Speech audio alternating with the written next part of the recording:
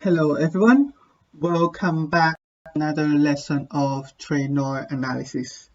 In today's video, we are mainly going to talk about the advantages and the disadvantages of Treynor analysis. Since the Treynor ratio and the Sharpe ratio are very similar in their formula, therefore these share a lot of similarities in the advantages and the disadvantages as well.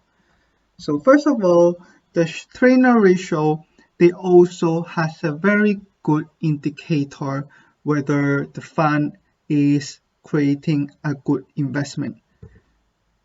It kind of measures that it tells the difference between if the fund is having a good investment because they are earning a lot higher return, or is it because they are taking a lot of excessive market risk.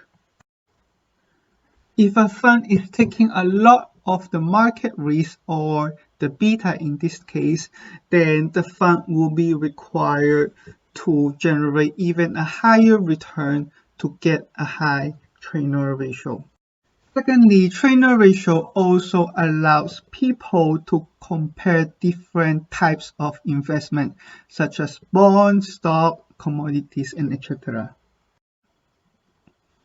Thirdly, similar to the Sharpe ratio, Treynor ratio also does not require to be statistically significant for the R-square.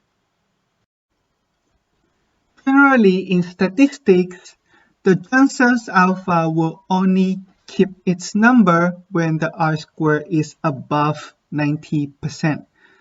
If for whatever reason the R-square is below 90%, then the value of Johnson's alpha will become 0. However, for the Treynor ratio, the number of the Treynor ratio will always stay the same. In data for the beta is also relatively easy to collect. It could be either collected from the Yahoo Finance, from other financial data websites, or we can download the data from doc return and we calculate them based on the covariance and the variance of the market. Lastly, compared to the Sharpe ratio, the benefit of using the beta is because it measures the systematic risk or the market risk. So the market risk or the systematic risk is the risk that involve and change and impact the whole world. One of the very recent examples that affects the whole world is the effect from the coronavirus. And then another thing what beta can do is that it can also measures the diversification effect from the portfolio, because it is involving the relationship between different stocks to each other, and beta is able to capture this part compared to the Sharpe ratio. For the limitation of the Treynor ratio, it actually shares a pretty similar limitation, which is the Treynor ratio is calculated based on the historical data, and in this case, it is not 100% accurate indicator for the future. As a result, if we collected the data from the last 10 years, then we should not always apply it for the next 10 years. For example, currently we are facing the coronavirus, and it is hugely having a negative impact on the stock market. As you can see from this example, Treynor ratio is actually quite sensitive based on its start date and end dates, because in the last 10 years, the market is performing reasonably well. It's only that this year, the market crashes because of the coronavirus.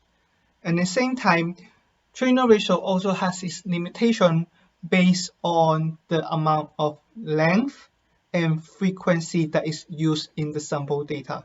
For example, are we going to collect a 1-year historical data, 5-year historical data, 10 years historical data, or 20 years and above historical data? That will change the number of the Treynor ratio, that is the length. And for the frequency, are we collecting daily data, monthly data, or annually data? Again, those numbers will have some small changes to the Treynor ratios calculation. Those factors are not super detrimental problem. However, this is something that students and professionals have to take into consideration when they're looking at the Treynor ratio. In addition, compared to the Sharpe ratio, the Treynor ratio is also less effective in measuring the smaller portfolio. One of the main reasons is because it ignores the idiosyncratic risk, or another word is the individual risk of the stock. Lastly, students and the professionals also have to be very careful about the number from the Treynor ratio, as it differs based on what market index is used in the calculation. For example, if a fund is using the FTSE 100 or an S&P 500 or the indices from any other country, the Treynor ratio is again going to be slightly different. Once again, it is not a super detrimental factor. This is just something that the students and the professionals have to take into the consideration when they are looking at these Treynor ratios. Okay, what if a student does not want to invest in the stock market? What if they prefer to invest in a business, in a house, in a building, or in a machine equipment instead? What should we do? How do we measure the performance? In this case, we can use a financial approach called the investment appraisal. Basically, investment appraisal is a scientific decision-making approach that counts all of your income in the future and try to value it and try to calculate what is going to be the value for today. Two different techniques for the investment appraisal. One is called the non-discounting method. So basically what non-discounting method is trying to do is to assuming the money in the future will be the same with the money today and use that method to evaluate the project. And the second method is called the discounting method. What discounting method is trying to do is that assuming that money in the future is going to worth less than what you have today, and using that assumptions, they will evaluate the project, whether it is going worthwhile to invest in it or not. So let's have a look at an easy investment appraisal example. So assuming today is a New Year's Day for 2020 and your classmate is planning to borrow £10,000 from you. He promises that he will return this £10,000 in the next New Year's Day, and in addition, he is going to give you a gift card that is worth £1,000 in the New Year's Day 2022. Now, assuming that in your country you have an inflation rate or you can get an interest rate of 10%, then what should be your decision when you use non-discounting method and when you are using discounting method? Now, under non-discounting method, the calculation will be a lot easier because the money in the future we're assuming to worth the same value as the money today. And in this case, because your classmate is going to return you £10,000 plus an additional of Tesco gift card that is worth 1,000, therefore it is in total 11,000. And then this £11,000 that your classmate is going to return to you is bigger than the £10,000 that you are going to lend to him. In this case, your decision will be lend the money to your classmate. On the other hand, if you are using discounted method, then the calculation is going to be a lot more complicated. So first of all, in the next New Year's Day, because of there is a 10% inflation, or because there is you can put your money and earn an interest rate of 10%, when your classmate is returning the £10,000 to you in the next new year, it will be discounted by 10%, which means that £10,000 in the future will worth 10% less than the money today.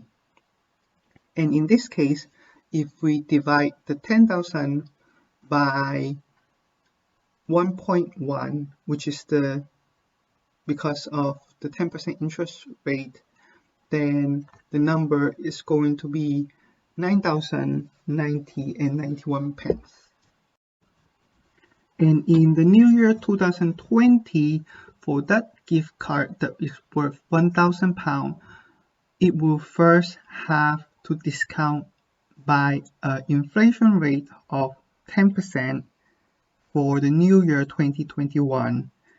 And again, you have to discount for another inflation rate of another 10% for the New Year's Day 2022. So in this case, the £1,000 Tesco gift card in the New Year 2022 will worth £826.45 today. Now, if we add up the £9,090 and 91 pence for the £10,000 that your classmate is going to return to you in New Year's Day 2021, plus the £826.45 for the £1,000 Tesco gift card that your classmate is going to give to you in the New Year's Day 2022, the total is going to be less than the £10,000 that you are going to lend to your classmate today. As a result, if you are using the discounting method, then your decision will be rejecting the offer, or you might renegotiate with your classmate, asking him for a bigger gift card, let's just say that is worth £1,500 instead. As you can see from this easy example, for the non-discounting method, it does not mean that it is always giving you the wrong answer. Sometimes the non-discount method is oversimplified in a way. Sometimes the decision that it gives may not be accurate.